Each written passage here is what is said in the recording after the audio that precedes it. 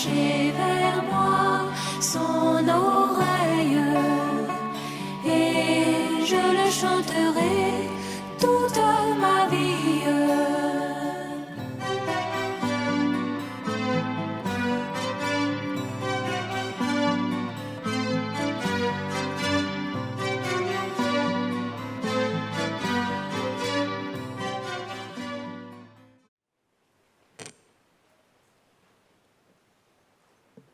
C'est une question que nous allons nous poser, nous aussi. Et puis, ça va nous conduire à prier. Par la grâce de Dieu, le temps est déjà avancé. Le serviteur de Dieu a été conduit à nous faire prier. C'est vraiment merveilleux. Amen. Et ce qui l'interpellation nous concerne tous.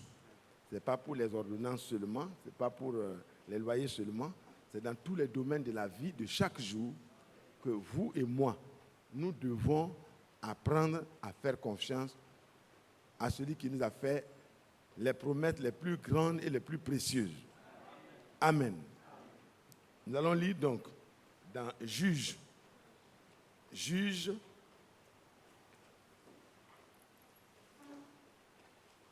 au chapitre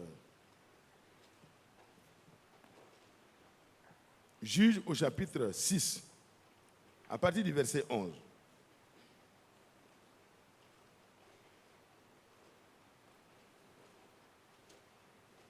On peut remonter à partir du verset 10 pour suivre.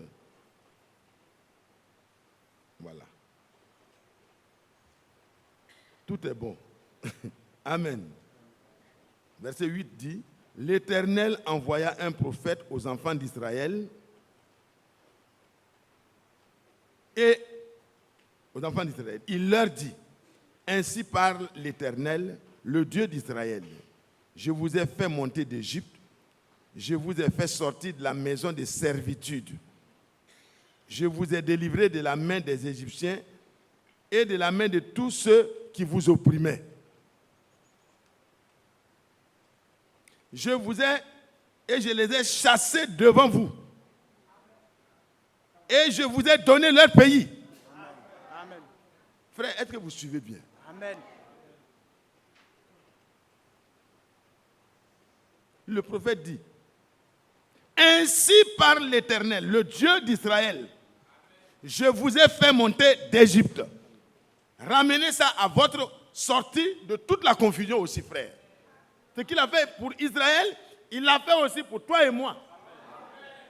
Il dit, « Je vous ai fait sortir de la maison de servitude. » Nous ne sommes plus asservis aux éléments élémentaires des dénominations et de tous les systèmes de ce monde, même de nous-mêmes.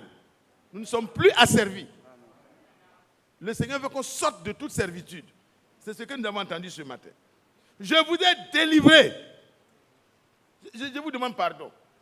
Est-ce que quand Dieu rappelait ça à Israël, c'est des choses qui ont été réellement faites ou bien ce n'est pas fait? C'était déjà fait. Amen. Il rappelle à Israël que mais je suis là.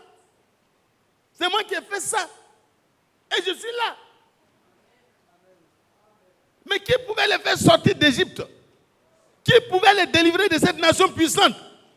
Mais qui pouvait te délivrer de tes péchés et de ta vie que tu avais avant? C'est le Seigneur qui a fait ça pour Israël. Amen. Et en Jésus-Christ, il a fait ça pour toi et moi. Amen. C'est la même chose. Il n'a pas changé. Hier, aujourd'hui et éternellement, il reste le même. Amen. Ce n'est pas de la théorie, c'est des faits. Continuons. Il dit, « Je vous ai délivré de la main des Égyptiens et de la main de tous ceux qui vous opprimaient. » Est-ce que ce n'est pas vrai? Est-ce que le Seigneur ne nous a pas délivrés de la main de tous ceux qui nous opprimaient?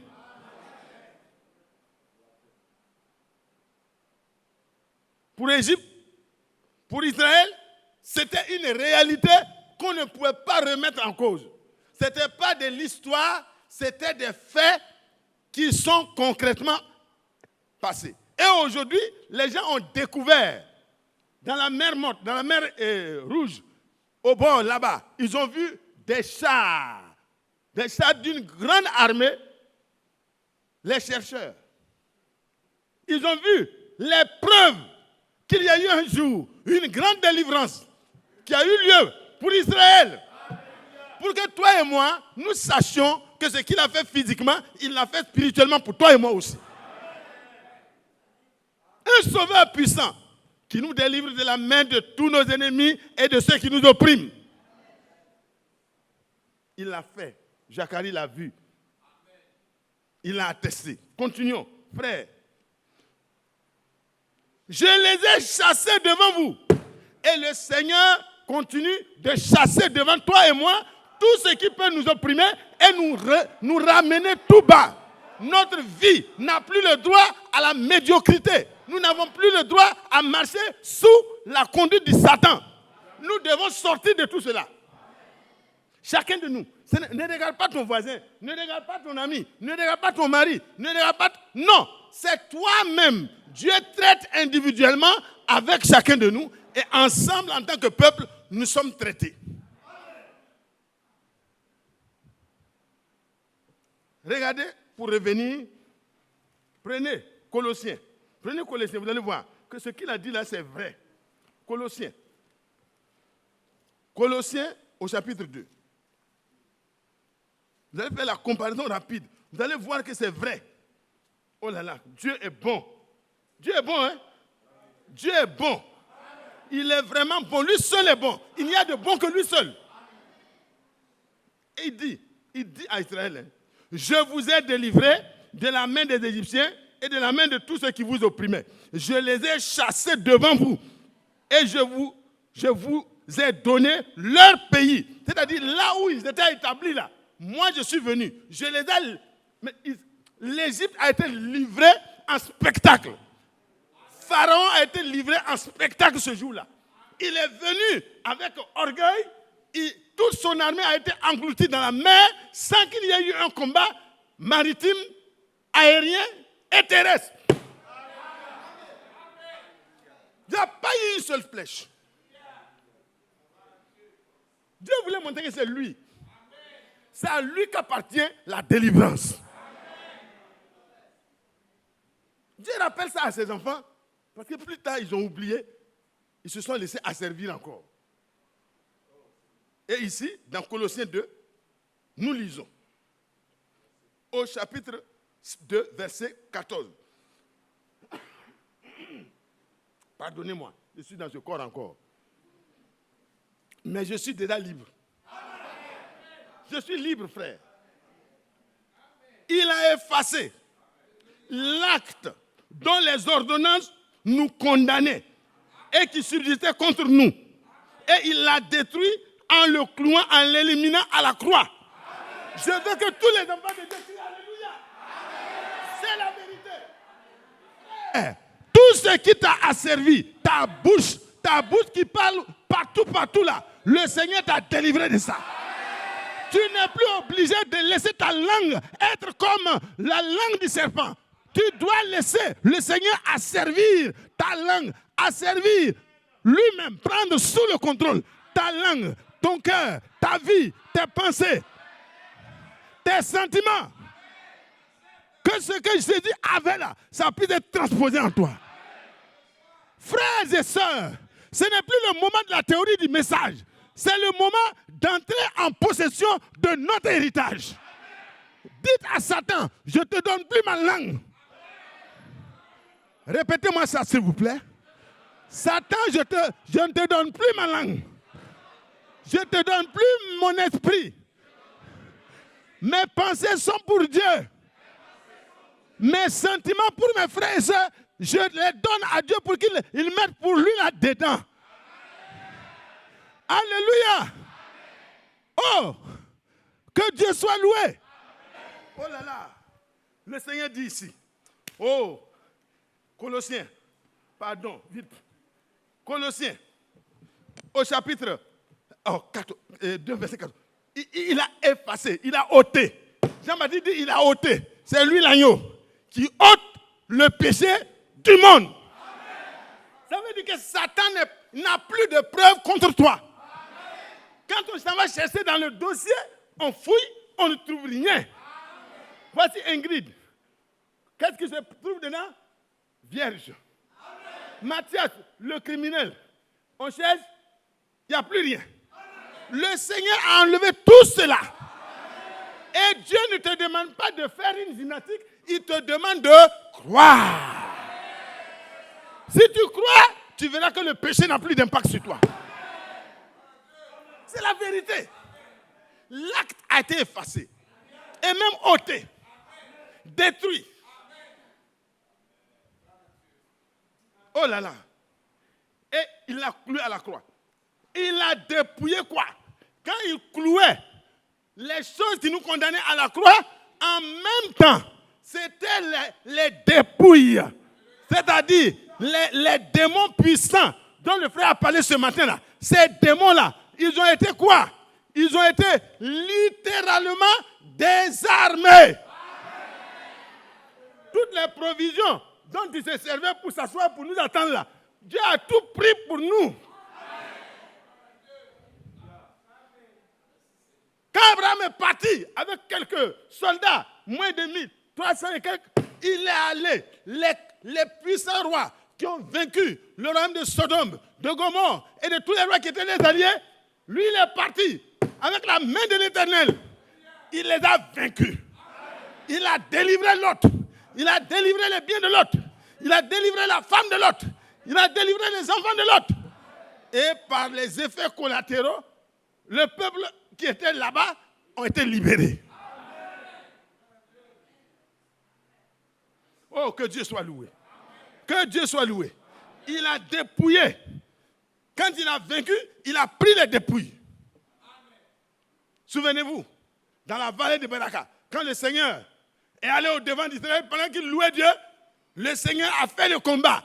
Quand ils sont arrivés, c'était les dépouilles.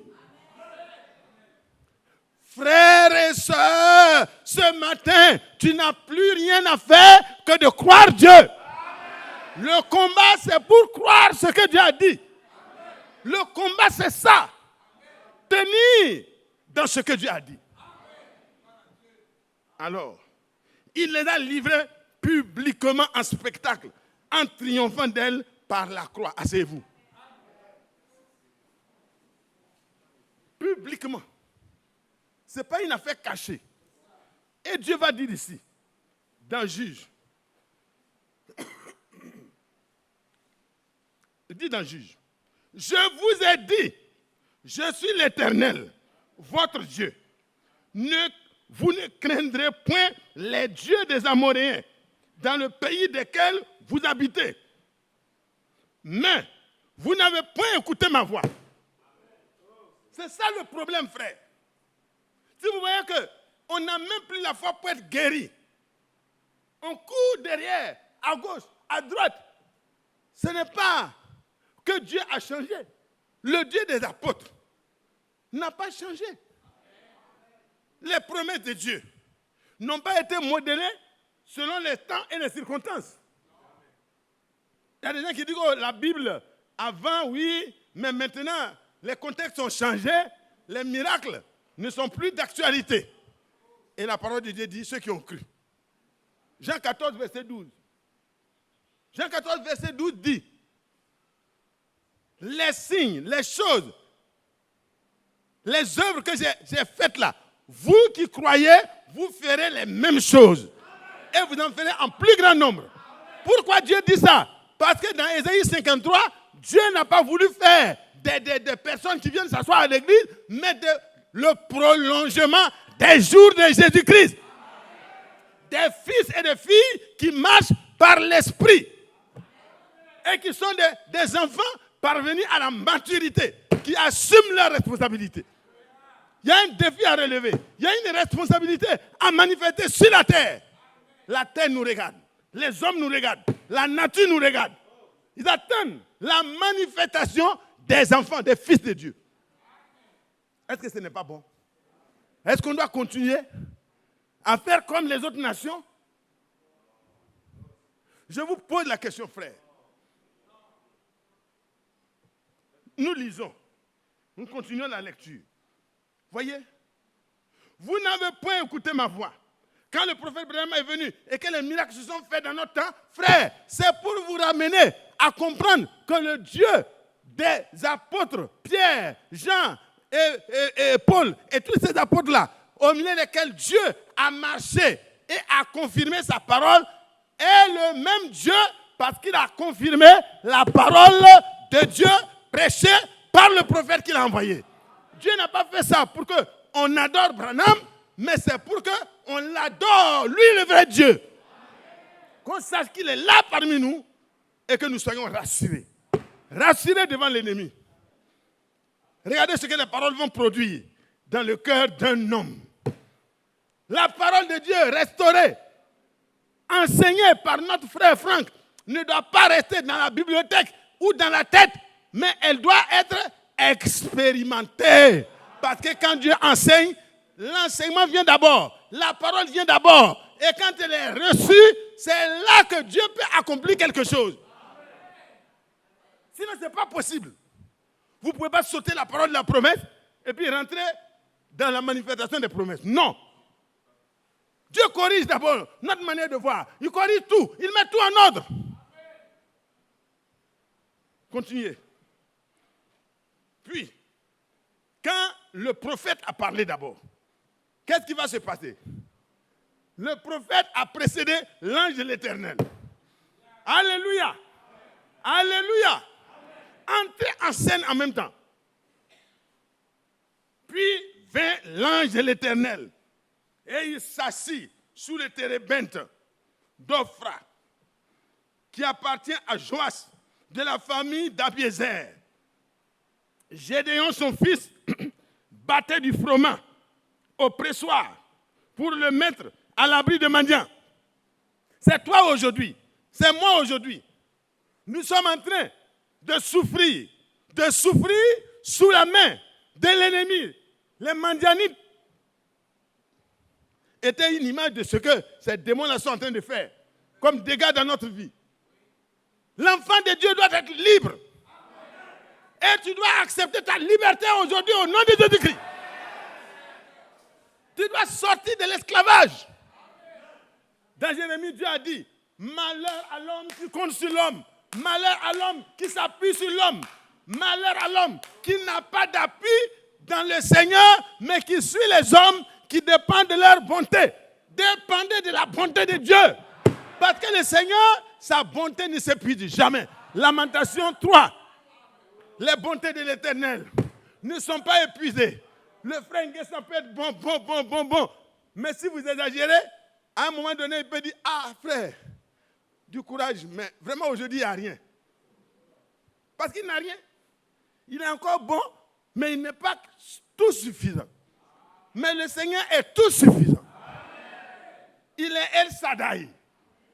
Dans ses mamelles, il y a le lait toujours. Il est capable de te nourrir. Il est capable de te porter. Il est capable de te prendre en charge. Il est capable de te donner, d'être sous le joug de celui qui est merveilleux. Prenez mon joug. Ne soyez pas sous le joug de quelqu'un. Prenez le joug du Seigneur. Oh, que Dieu soit loué. Que Dieu soit loué. Et le Seigneur va continuer. L'ange est assis. Et il va parler. Il va parler pour faire quoi? Pour relever la foi. Parce que Dieu ne travaille qu'avec la foi. Il ne travaille pas avec les réflexions, les raisonnements. Voilà ce qui va se passer. Alors, Gédéon voulait mettre à l'abri les choses qu'il avait parce que les gens venaient piller. Et l'ennemi vient piller toutes les choses que Dieu t'a données. Ta vie est un recommencement perpétuel. Non, non. À compter d'aujourd'hui, lève-toi. Lève-toi. Tu n'es pas n'importe qui. Tu es un fils d'Israël. Gédéon, tu es en train de faire quoi? Regardez la lecture.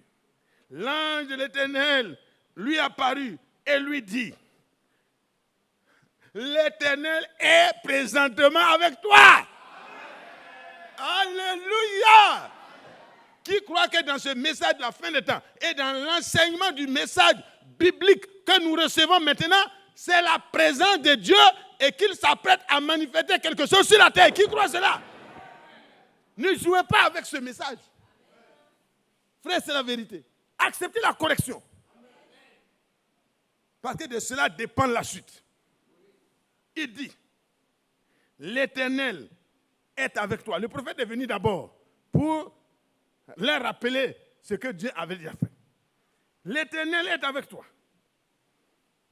Non. Voilà, c'est ça. L'Éternel est avec toi. Vaillant héros. Ah. Qui croit qu'il est vaillant héros en Jésus-Christ? Non. Ne doutez pas un seul instant. Il s'agit de toi. Il ne faut pas que le diable va te dire, non, c'est le frère, lui, il a déjà 20 ans de conversion. Non. Quand tu as pu, dans cet âge mauvais, croire dans le message de la fin des temps, et parmi ceux qui ont cru dans le message, tu as pu t'asseoir pour comprendre que Dieu, dans son plan, a établi un serviteur fidèle et prudent pour te donner l'enseignement droit, pour que ton cœur soit mis dans les limites de la volonté de Dieu. Mon cher, ma soeur, tu es un vaillant héros. Sur la terre, celui qui va vaincre, c'est toi. Ce n'est pas quelqu'un d'autre. Est-ce que vous comprenez? Le frère a dit ce matin, nous devons croire d'abord dans notre cœur et nous devons confesser cela dans notre bouche. Je suis un héros. Je suis un vaillant héros du Seigneur. Je veux que tu le dises. Moi, je suis un vaillant héros du Seigneur. Par la grâce de Dieu. Satan doit le savoir. Maintenant, on continue le match. Alléluia. Vous savez que quand les gens savent que ce joueur-là est dangereux, déjà ça déstabilise l'équipe adverse. Vous et moi, nous avons le meilleur entraîneur, le meilleur capitaine, le meilleur coach. Et il est capable de faire d'un médiocre, un joueur qualifié. Jésus veut te qualifier. Il t'a qualifié. Il dit que tu es un vaillant héros. Pendant qu'il disait vaillant héros, le vaillant héros cherchait à arranger ces choses à l'abri des faiblards des mendiants. Mais il était déjà vaillant héros. Parce que Dieu a déclaré, crois ce que Dieu a dit. Il dit qu'à la croix, quand le Seigneur a crié, tout est accompli. Jean 19, verset 30, il a crié, la terre a tremblé, les rochers se sont fendus, les sépulcres se sont ouverts, le temple, l'entrée dans le lieu saint a été ouvert. Tout cela à cause de qui? À cause de toi. Pour que toi et moi, nous ayons une libre entrée dans la présence de Dieu pour manifester sur la terre la puissance de Dieu au travers de ses enfants. Frère, tout ce qui a été fait au calvaire, c'est à cause de toi. C'est à cause de moi. Est-ce qu'on est prêt à sortir? Au lieu de ranger, de se cacher, il faut sortir. Les héros ne se cachent pas, ils sortent. Il dit, mon ami, ce n'est pas la peine de cacher les choses. Je suis là avec toi. Oh là là. Celui qui a dit, il a livré publiquement en spectacle les dominations, les autorités, les plans de ce monde des ténèbres contre lesquels nous avons à combattre. Le Seigneur les a déjà vaincus. Mais pour celui qui ne croit pas, il va rester en tremblant encore. Mais pour celui qui croit, c'est vrai. C'est vrai. La maladie est vaincue. Le cancer est vaincu. L'hypertension est vaincue. Le diabète est vaincu. Les troubles mentaux sont vaincus. Même Légion n'a pas pu résister. Celui qui l'avait possédé longtemps a été libéré. Parce que quand le Seigneur est présent, la délivrance est présente. La victoire est présente. La joie est présente. La paix est présente. Le triomphe, le Seigneur te prend, il met dans son cortège. Alléluia.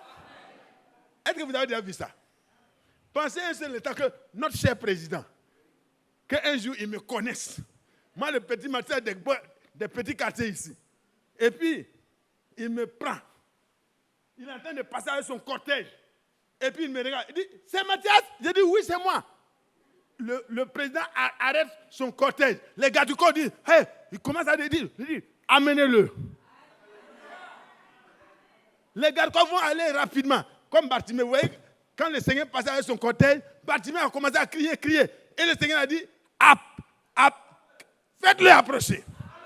Ceux qui disaient non, il ne faut pas déranger le maître, c'est les maîtres qui sont devenus les cortèges. Ils ont amené Bartimée. Bartimée a été guéri. Bartimée a été mis dans le cortège triomphal. Il n'était plus dans le cortège des mendiants, il était dans le cortège de ceux qui sont devenus des princes. Il était prince, mais il s'est rendu misérable par son manque de connaissance de ce que Dieu est en train de faire. Et Dieu lui a ouvert les yeux et il a dit, désormais, plus de mendicité. Désormais, je vais marcher avec lui. Désormais, je vais avoir mes yeux. Que veux-tu que je fasse pour toi? Dis Seigneur, mes yeux. En direct. Le Seigneur veut que vous puissiez confesser ce que vous croyez. C'est parce qu'il croyait que Dieu pouvait lui donner les yeux qu'il a demandé ses yeux. Et le Seigneur lui dit, c'est déjà fait. Oh, Dieu soit loué. Dieu soit loué. Quand le président me met là, tous les gardes-corps de la République de Côte d'Ivoire deviennent mes gardes-corps. Parce qu'en gardant le président, il me garde. Alléluia. Il est chargé de ma sécurité personnelle. Et si c'est grave, ce qui est grave, il t'assoit à côté de lui sur son siège de commandement. Oh là là. Ah, quand il sort, tout le monde, toute la population t'a vu, tout le monde a peur de toi. Dans le quartier, les gens ne vont plus s'amuser avec toi. Il dit, c'est l'ami du président. Pensez si un seul homme, peut donner cette joie et cette sécurité. Pensez au cortège de Jésus-Christ. Il est allé à Golgotha. Il a vaincu à cause de toi. Et quand il revenait, il a dit, monte, monte, monte, monte, monte, monte, monte. Pour lui, là, c'est grand. Alléluia. Donc, il y a la place pour chacun de nous. Et pendant que nous sommes montés, on regarde le diable et dit, tu as vu, non? Désormais, là, tu ne peux plus rien me faire, hein? N'aie pas peur. Il faut dire à ton maître, ou bien comment on appelle là, celui qui t'entretient là. Désormais, je ne suis plus ta maîtresse. Je n'ai plus besoin de ton loyer. Jésus paiera mon loyer. Et il ne faut pas avoir peur. La veuve est partie avec ses moyens. Elle n'avait plus d'argent. On voulait prendre ses enfants comme esclaves. Elle est partie vers le prophète. Et le prophète n'avait pas d'argent, n'avait pas l'or. Mais il avait la parole. Il avait la puissance.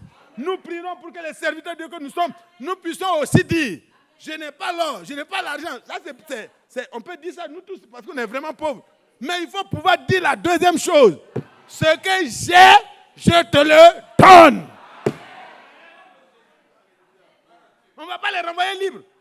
On ne va pas les renvoyer à vide. Il faut que le problème soit réglé.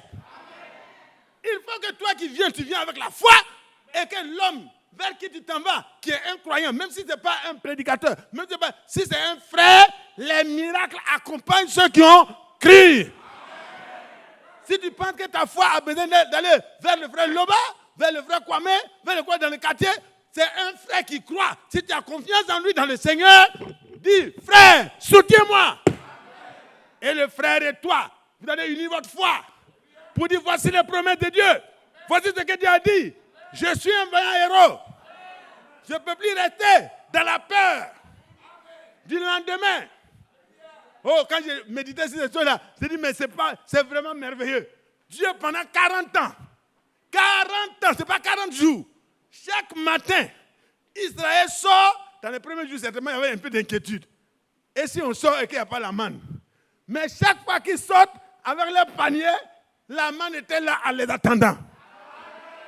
La manne vient avant qu'ils sortent même. Et la manne est suffisante selon les besoins de chaque famille. Dieu pourvoira selon tous les besoins que tu as. L'apôtre Paul a dit, et mon Dieu pourvoira à tous vos besoins. Philippiens 4, verset 19. Il pourvoira. Oh là là, ne vous inquiétez rien. Ne vous inquiétez de rien. Mais dites à Dieu ce dont vous avez besoin. Alléluia. Continuons la lecture. L'Éternel est avec toi. Vaillant héros, qui croit cela? Jésus-Christ est le même qui s'appelait l'Éternel dans l'Ancien Testament. Il est avec toi et moi. L'Éternel est avec toi, vaillant héros. Gédéon dit, ah, voilà. Ça, c'est l'expression de Jacques, de Matthias, d'Enguessan.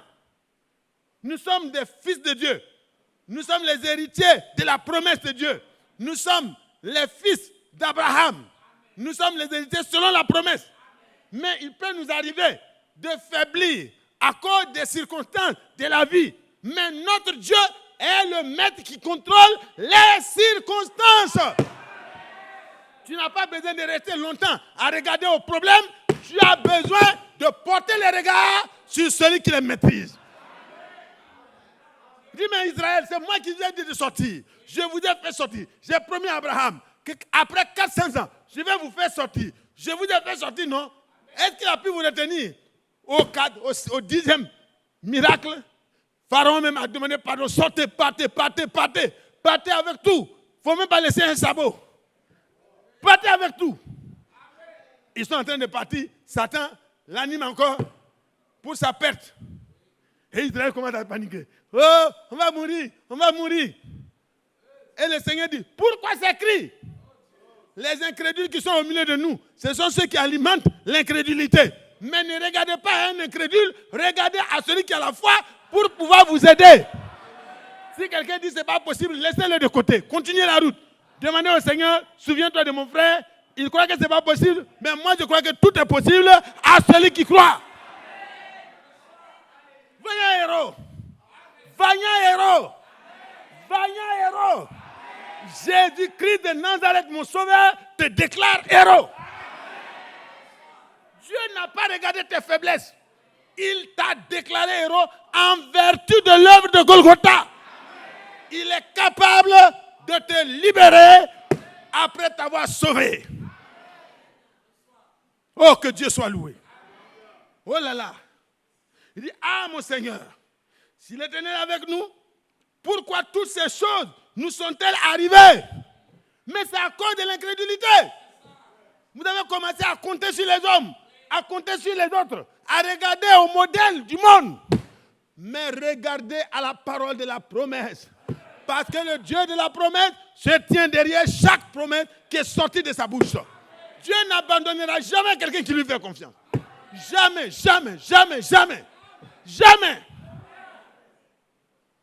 David dit, j'ai été jeune, j'ai vieilli, je n'ai jamais vu le juste abandonné, ni sa postérité exerçant le métier de mendiant.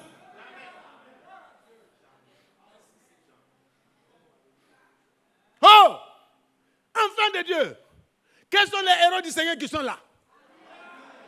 Quels sont les héros du Seigneur? À la régie, je veux voir les mains en haut. Quels sont ceux qui sont les héros du Seigneur? Ah, c'est les instrumentistes. Je veux que vous participez au culte. Ne pensez pas que c'est des amusements. Parce que ce que vous croyez là, vous devez le confesser de votre bouche.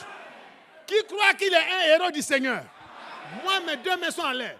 Alors, si vous croyez, vous le verrez se manifester. Mais celui qui ne croit pas, il verra ces choses, mais il n'y prendra pas part.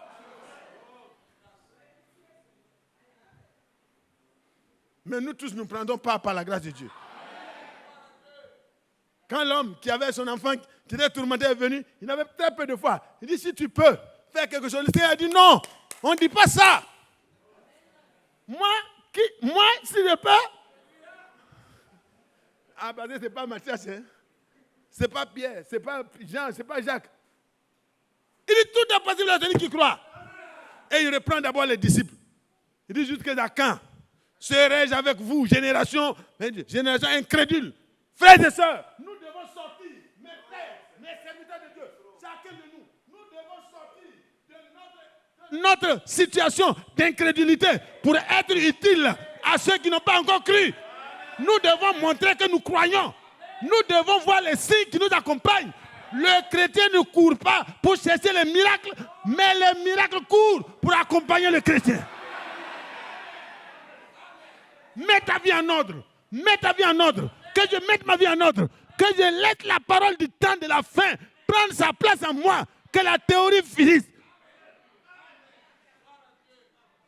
Alors vous verrez que les miracles seront notre fait quotidien. Alors, pourquoi ces choses nous sont-elles arrivées? Où sont ces prodiges que nos pères nous racontent? C'est devenu des raconteurs. Il dit, nos pères nous racontent. Frère Franck nous parle continuellement de ce qui s'est passé dans le ministère de Frère Branham. Il dit, mais maintenant, Frère Franck, tu nous parles de la part de Dieu. Mais où sont ces miracles? Il ne savait pas que c'était l'Éternel. Hein? Donc lui, il pensait que c'était un homme de Dieu qui était là. Frère, ce que le frère Franck enseigne, ce que le frère Branham a enseigné, ce n'est pas eux-mêmes. C'est le Seigneur qui parle par leur bouche. Pour remodeler ta foi. Pour rallumer la flamme de ta foi. Parce que Dieu ne peut rien faire sans ta foi. Oh, que Dieu soit loué. Où sont ces prodiges que nos pères nous racontent quand ils disent, l'Éternel ne nous a-t-il pas fait monter hors d'Égypte? N'a-t-il pas ouvert la mer devant nous? N'a-t-il pas frappé le rocher, n'a pas donné de l'eau dans le désert? Nos pères nous ont raconté que pendant 40 ans, ils ont mangé la manne dans le désert. Ils n'avaient pas de grenier. Il n'y avait pas pour le moment, à ce moment-là, de programme alimentaire mondial. Mais notre programme alimentaire mondial tombe en panne souvent. Hein? Quand les fléaux deviennent nombreux, on dit cotiser encore. Mais pour Dieu là, chaque matin il faisait descendre. Il n'a pas besoin de la contribution d'une autre nation. Il est suffisant pour le faire. Que Dieu soit loué. Il pourvoira à tes besoins. Il pourvoira à tes besoins. Vaillant héros croit. Vaillant héros croit. Dieu lui dit, voilà, où sont les miracles? Ok, je vais te montrer. L'Éternel ne nous a-t-il pas fait monter d'Égypte? Maintenant, l'Éternel nous abandonne, et il nous livre entre les mains des mendiants. C'est comme une plainte, hein? Ah oui, hein? Il dit, il nous a fait sortir, il nous a amenés ici, il a aidé nos parents, mais maintenant il nous abandonne entre les mains des mendiants. Il ne sait pas qu'il était en train de parler à l'Éternel. Frères et sœurs, ne sois pas découragés. Les circonstances ne doivent pas engloutir ta foi. Lève-toi, vaillant héros, et écoute la parole du Seigneur ce matin. Dieu veut faire avec toi quelque chose de nouveau qui a été déjà fait dans le passé. Alléluia. Alléluia. Alléluia. Je ne vous entends pas. Loué soit Jésus-Christ de Nazareth. Ah là là là là, c'est beau. Et le Seigneur va lui répondre tranquillement. Ah mais où est-il? L'Éternel qui nous a fait monter d'Égypte. Maintenant, il nous abandonne. Il nous livre entre les mains des mendiants. L'Éternel se tourna vers lui. L'Éternel se tourne vers toi ce matin. L'Éternel se tourne vers toi. Pour Moïse, il a tourné son dos. Il a dit, tu ne peux pas me voir. Mais pour toi et moi, en Jésus-Christ, le Seigneur a ouvert ses bras. Il te dit, viens à la croix. La solution à ton problème va être trouvée sur place. Si tu es dans une routine du péché, sache que j'ai déjà accompli ta délivrance.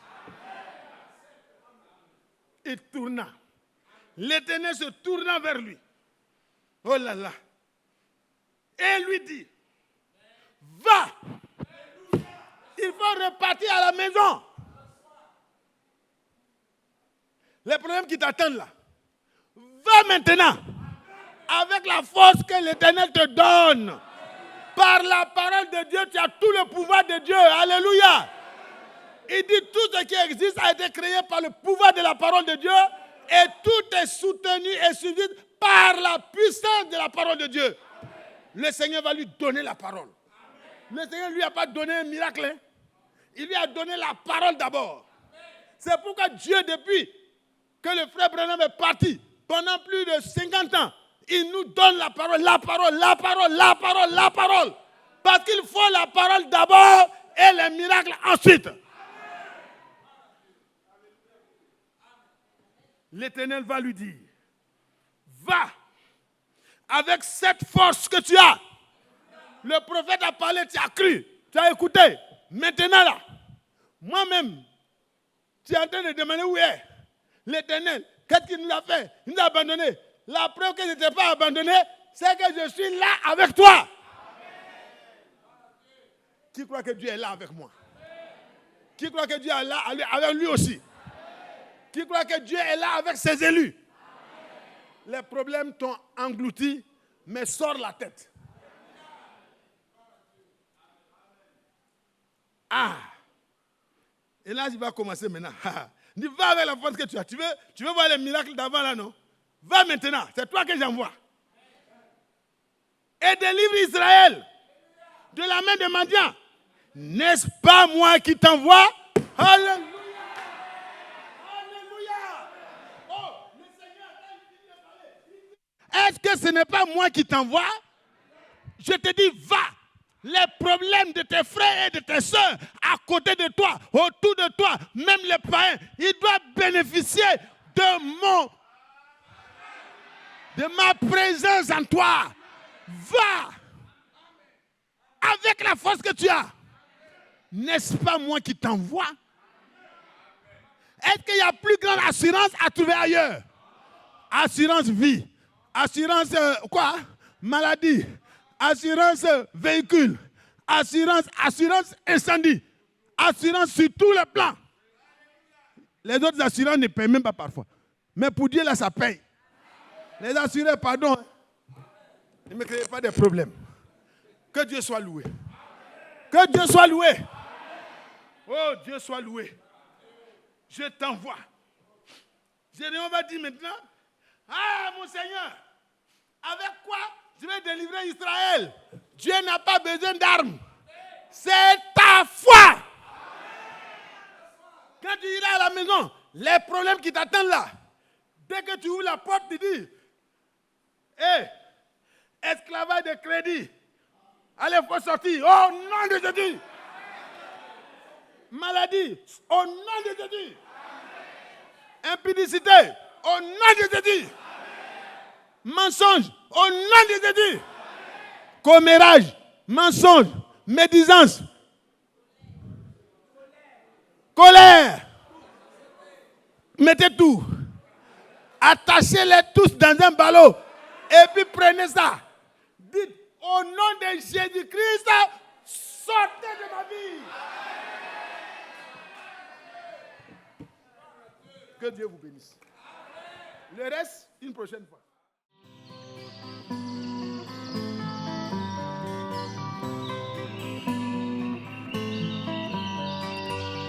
J'aime l'Éternel, car il entend ma voix. Il a penché vers moi son oreille, et je le chanterai.